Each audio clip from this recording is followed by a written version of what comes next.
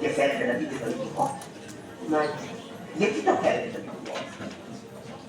Θέλω να του μιλήσω για τη σύνταξη αγωνιστού που δικαιούμαι να πάρω. Να πάρετε σύνταξη αγωνιστού και τι έχετε προσφέρει στον αγώνα. Τι έχω προσφέρει στον αγώνα εγώ. Εγώ είμαι ο Μαυρογέννης.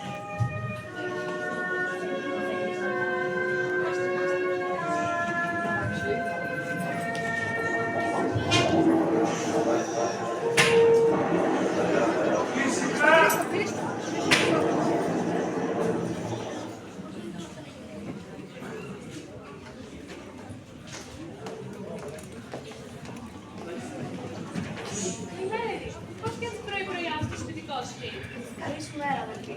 Η συλλογή σου ψάχνει να απόψε. Ύπνος ασφάλισε για όλα τα μάτια μου. Μαντώ, έχουμε ένα θέμα πολύ σοβαρό να συζητήσουμε. Τι είναι φανταστείτε σοβαρέ. Μήπως η βάρη του νησιού μας την άκουσε η τουρκική αρμάδα. Ειρήνη παίζουν. Μη στα δικά μας τα καράβια. Στο τσούρμο κάποιο ευκό συνέβη.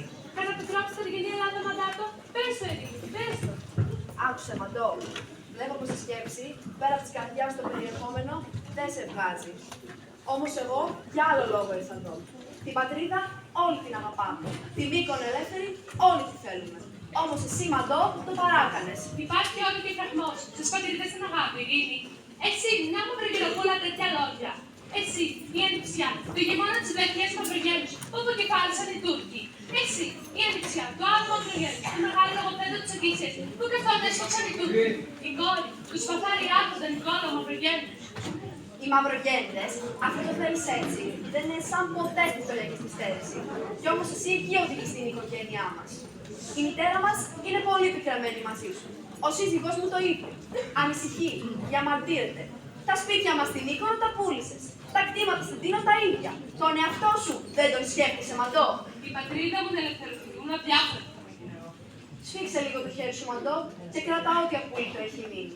Μια Μαυρογέννη στη φτώχεια να ζει δεν ταιριάζει. Τι θα κάνουν αυτοί τα καινούργια, πώς θα γίνουν ειρήνη, θα ξέρουμε τι θα φάνε και πώς θα πληρωθούν. Και πρωτόφερα καινούργια, πώς θα αγοράσουμε κι άλλα. Οι 16 λιότυπα τα παλικάρια του νησιού μας είναι έτοιμοι να πολεμήσουν. Η ελευθεριά ειρήνη, μονάχα αυτή και όλα για αυτή. Κι είναι λίγες θυσίες που μέχρι τώρα έχεις κάνει. Θυσίαζες περιουσία τρανταχτή.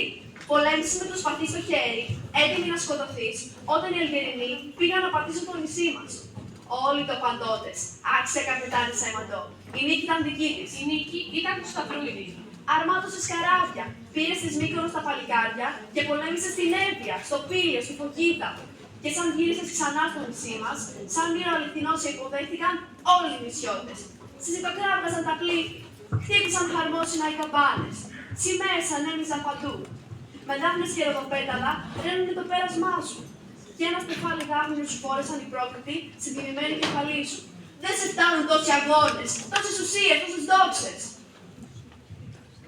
Με πικραίνεις, Ειρήνη. Τι θα θέλεις και τα θυμάσαι όλα αυτά, αδελφοί.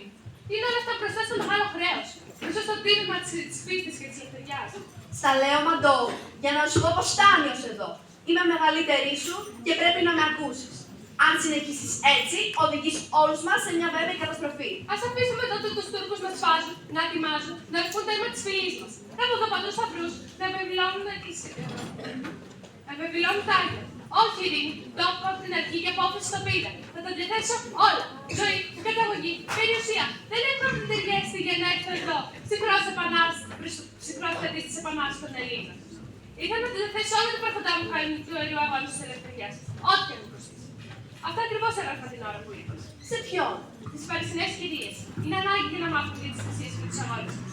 Τους έχω ξαναγράψει. Θέλω να τους συγκινηθούν και να μας βοηθήσουν. Και τι τους γράφεις? Να σου διαβάσω. Γνωρίζουμε να δικούμε.